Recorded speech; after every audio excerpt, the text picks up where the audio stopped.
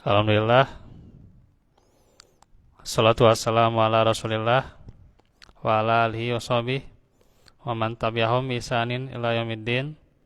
Asyhadu an la ilaha illallah wahdahu la syarikalah wa asyhadu anna Muhammadan abduhu wa rasuluh alladzi la nabiyya ba'dah. Qala Allah Ta'ala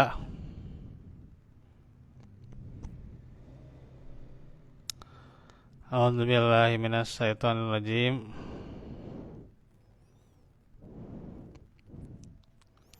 Likullin ja'alna minkum siratan wa minhaja. Al-ayah. Alhamdulillah, ikhwatu fillah, kita bertemu lagi pada sore hari ini di dalam pelajaran fikih dari Selasa, yang dimana ini Selasa yang kedua. Insya Allah kita akan menyelesaikan bab tentang tayamum pada hari ini. Ya. Jadi nanti kita masuk ke bab yang baru. Nanti tentang apa ya bisa dikonfirmasi ya. Dan juga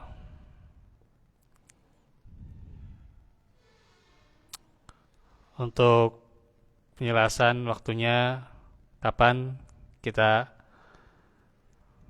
langsungkan ya nanti bisa di kontak saja ya gitu. Yang jelas kita untuk fikih seputar tayamum ini kita selesaikan hari ini.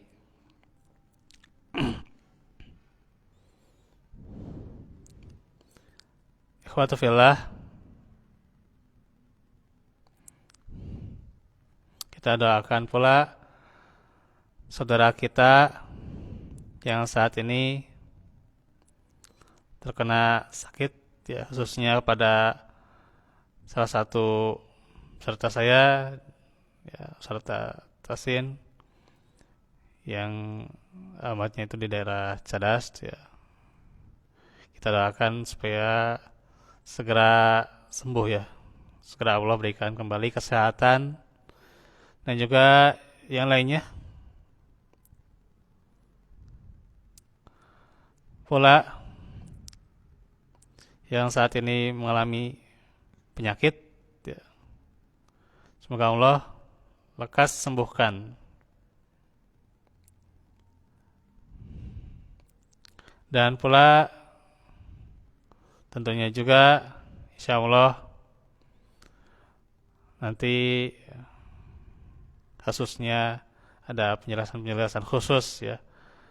Buletin Arya Salah nih tema khusus di bulan Februari ya. Karena kita menghadapi pemilu itu ya.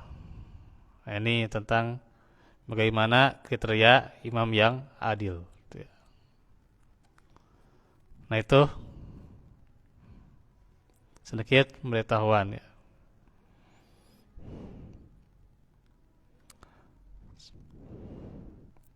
Kemarin itu sudah kita selesaikan seputar tayamum itu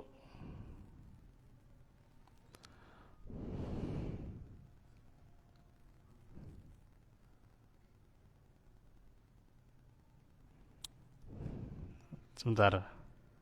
Saya sambil mengecek ya.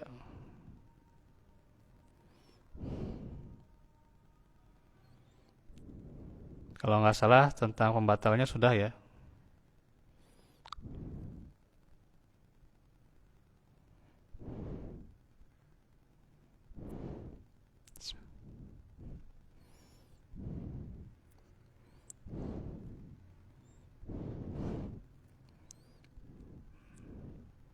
Nah, rukun dari tayamum adalah yang pertama niat sudah ya. Niat, kemudian menyapu wajah, menyapu kedua tangan hingga ke pergelangan dan tertib ya. Sudah.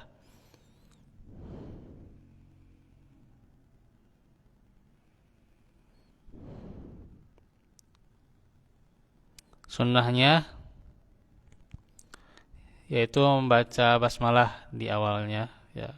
Kalau sebagian yang memulai dengan basmalah ya. Yang kedua, memulai sapuan dari bagian atas wajah. 3. Menipiskan debu di telapak tangan sebelum menyapukannya. 4. Merenggangkan jari jemari ketika menepukannya pertama kali ke tanah. 5. Mendahulukan tangan kanan atas tangan kiri. 6. Menyela-nyela jari ya. Setelah atau ketika ya setelah menyapukan tangan dari debunya, kemudian ketika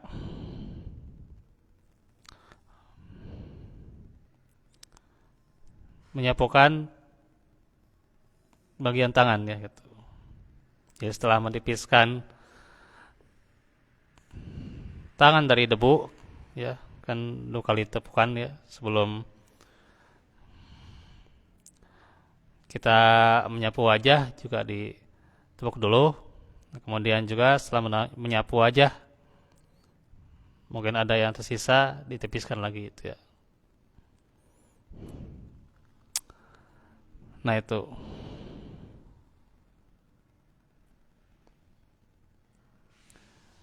Kemudian menyapu kedua tangan. Nah kita menyela-nyelanya juga itu sunnah ya.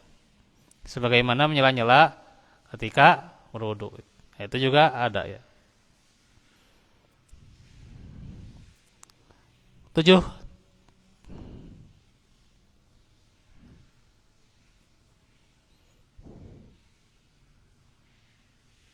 Tidak mengangkat tangan dari anggota yang sedang disapu sebelum selesai menyapunya. Dan yang ke-8 mualah, yaitu berurutan ya. Gitu.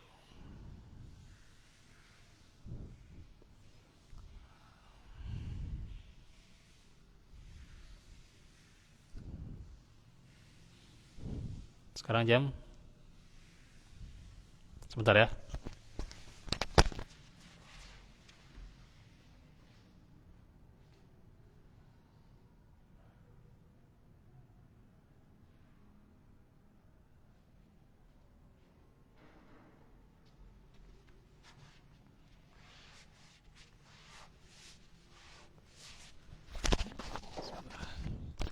Kita lanjutkan lagi.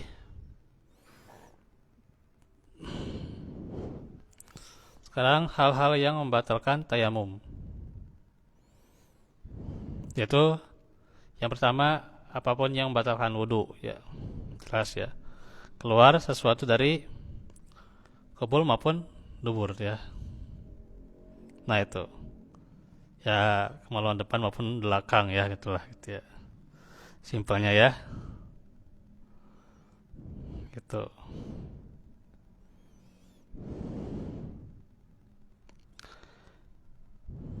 Yang selanjutnya tidur.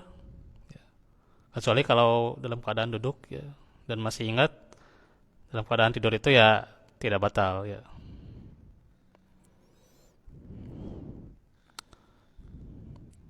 Dan hilang akal ya. Bisa jadi gila, mabuk, pingsan, pitam ya. Dan lain sebagainya. Dan juga di antaranya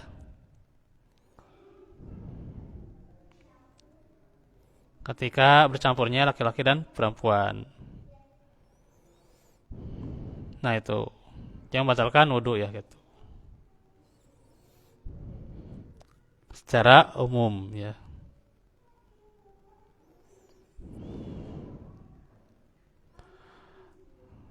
Yang kedua, melihat air sebelum memulai sholat. Nah itu batal tayamumnya ya.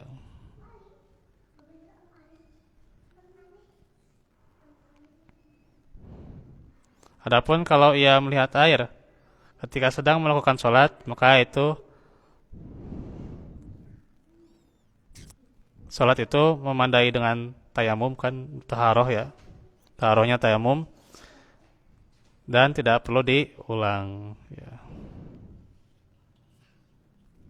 Nah itu ya.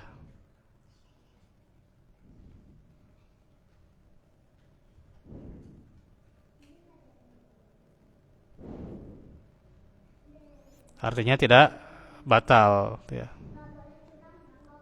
Tapi selanjutnya kalau menemukan air, ya wudhu, itu ya. Tidak bisa, artinya langsungnya gitu. Tayamum buat ini karena sudah menemukan air ya gitu. Ya, di waktu duhurnya buat sholat duhur dengan tayamum, pas sedang sholat, ya melihat air, menemukan air itu ya gitu, yang bisa itu ya untuk itu untuk asarnya. Tapi aku jeung tayamum deui gitunya dengan tayamum di waktu duhur ya enggak itu ya. Tiga jelas ya murtad ya keluar dari Islam ya. Maka batal. Nah segitu ya. Untuk simpelnya. Terus juga nih ada satu bahasan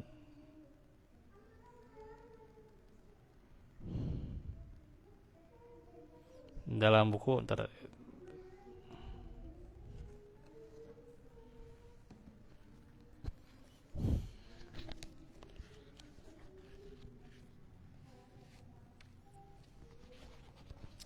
mengenai hukum seputar tayamum. Nah, dibolehkan bertayamum di segala waktu ya, sebelum azan untuk sholat fardu atau sesudahnya.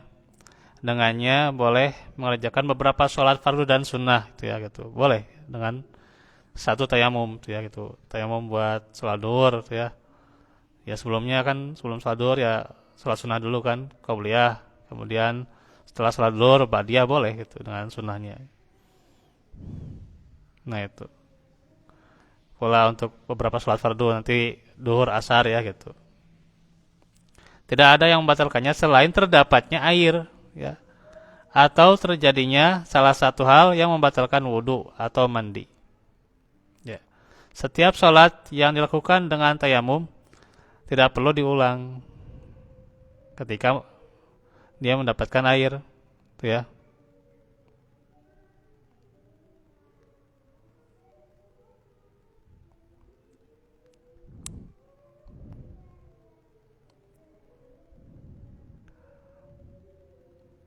Nah, ada juga yang berpendapat kalau misalnya tayamumnya karena janabah, dia harus mandi lagi kalau mendapatkan air, itu ya gitu.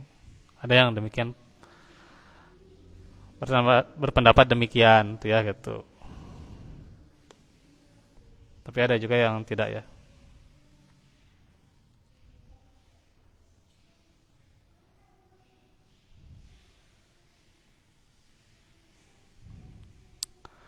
Bila pada tubuh ada anggota yang terluka dan dibungkus dengan perban, jika memungkinkan untuk dibuka dan membasuhnya ketika berwudu atau bertayamum tanpa mengakibatkan bahaya, maka wajib untuk melakukan itu meskipun harus menghangatkan air terlebih dahulu caranya ya gitu. Adapun jika membasuh anggota yang terluka akan membahayakan, maka cukup membasuh anggota-anggota yang sehatnya saja ya dengan air wudhu itu ya. Tapi yang lukanya itu yang diperban itu dengan tayamum saja. Nah itu kalau ada yang luka ya, dan tidak boleh terkena air ya, akan mengakibatkan lebih parah tuh ya.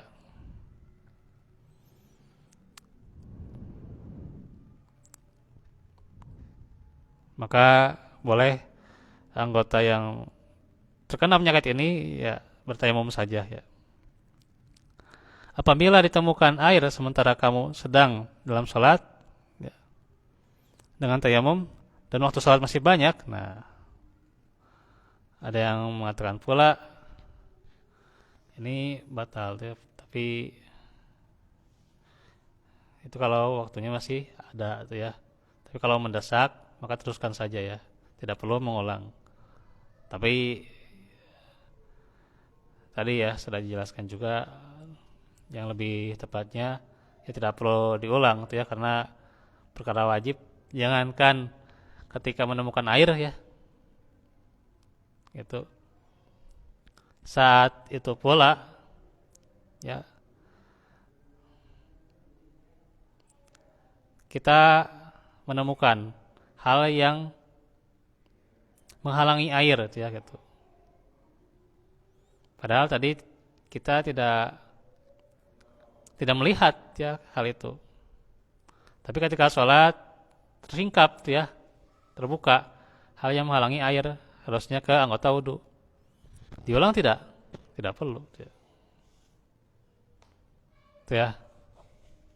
Karena ya sudah terlanjur ya itu.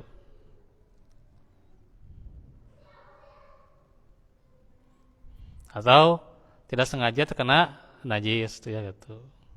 Tidak perlu tuh ya gitu. Ya.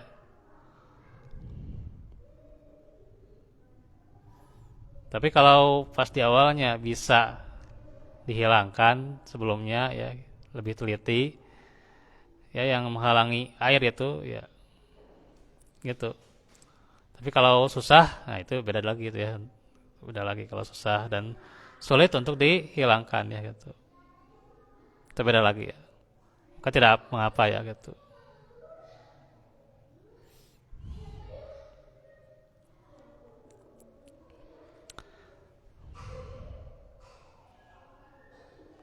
Nah, jika ada air setelah selesai melakukan sholat, maka tidak perlu mengulangi sholat ya.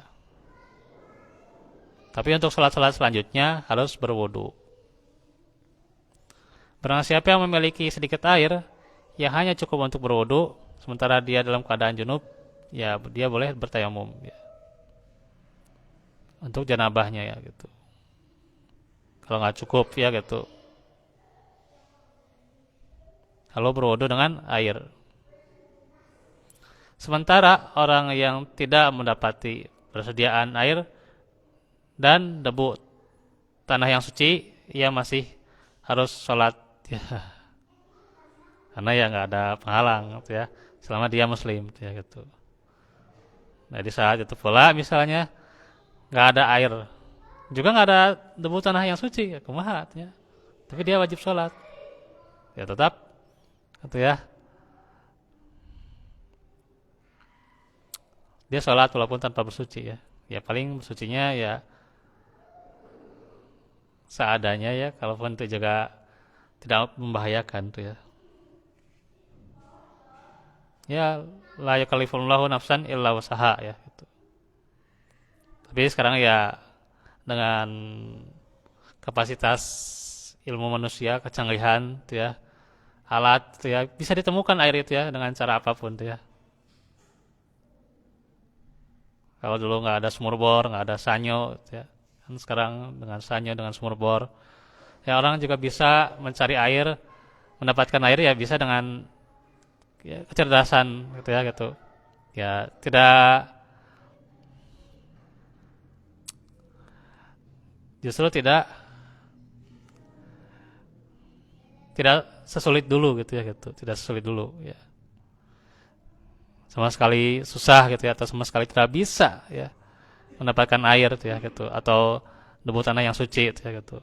Tapi sekarang kan misalnya ya mendapatkan air ya bisa saja gitu ya gitu, dengan ya punya keahlian tersendiri ya gitu. Kecuali emang tidak ada keahlian sama sekali itu ya, itu mah ya tergantung posisinya emang dia gitu ya. Tapi kalau dia meminta bantuan kepada orang lain kan bisa saja gitu ya, insya Allah ya gitu. Untuk menemukan air ya gitu. Ya sekarang bagaimana ya kecanggihan alat ya bisa saja gitu ya gitu. Nah itu paling itu untuk penjelasan hari ini ya. Saya ada waktu untuk maghrib ya, siap-siap dipersiapkan dulu ya.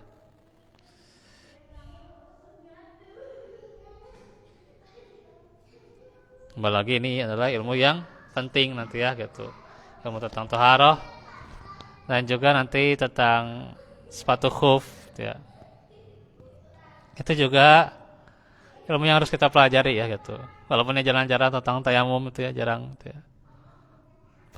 Perlu wajib ya kita. Sesaat atau suatu saat kita harus dalam kondisi itu ya. Bagaimana ini kan ilmunya ada gitu ya gitu. Tong kosong teuing gitu kan gitu. Nah itu ya gitu. Dan suatu saat memerlukan ilmunya ya kita tahu ya gitu. Atau menjawab pertanyaan dari ikhwah kita ya gitu. Ya itu harus kita ketahui ilmunya gitu ya gitu. Jadi harus kita ilmui gitu ya. Lain ada ngaji kias atau penting kumaha gitunya. Penting gitu ya gitu. Udah pasti kita menemukan hal ini gitu ya. Ya walaupun tidak sesering gitu ya gitu. Tapi hal ini tentu akan berpengaruh pada apa? Ya sholat kan kita sholat ya sehari-hari sholat ya. Dan ada saatnya ilmu ini digunakan. Nah itu ya gitu. Kita bisa tuh ya. Kita mampu. Nah gitu. Tanya bingung cenah kumaha gitu ya. Liar itu ya. Atau nama kumaha gitu ya. Nah ini jangan sampai itu ya gitu. Karena itulah wajibnya kita belajar fikih gitu ya. Walaupun terkadang ilmu aya nu teu kaharti katanya kumaha gitu ya. Teka-hartinya kedah ilmui gitu ya gitu. Karena nanti kita pasti ya suatu saat safar pergian kemana gitu ya gitu. Dan ilmu ini pasti kepakai gitu ya. Nah itu. Walaupun misalnya nanti saat itu pula harus mendengarkan rekamannya lagi gitu ya. Udah hilap di kumaha gitu ya. Ya udah sudah gitu ya. Yang penting kita menggunakan ilmunya. Itulah pentingnya ilmu fikih gitu ya gitu. Dan buat apa? Ya buat sholat ya gitu. Sehari-hari kita sholat. Ya pilaku teuing. Makanya sholat mah kayak tesah gitu ya. Gitu ya gitu. Nah ya. Nah makanya inilah ilmu fikih pentingnya ya. Untuk kewajiban kita menyempurnakan kewajiban kepada Allah Subhanahu wa taala sehari-hari. Ya. Itu saja yang bisa disampaikan. Insyaallah besok hari Rabu kita lanjutkan pelajaran tentang tafsir surah Al-Baqarah. Wallahu minkum barakallahu fikum. Rabbana atina fid dunya hasanah wa fil akhirati benar Rabbana atina fid dunya Rabbana atina min ladunka rahmah wa hayyi lana min amrina rashada. Aqul qouli hadza wa astaghfirullah li wa lakum. Wassalamualaikum warahmatullahi wabarakatuh.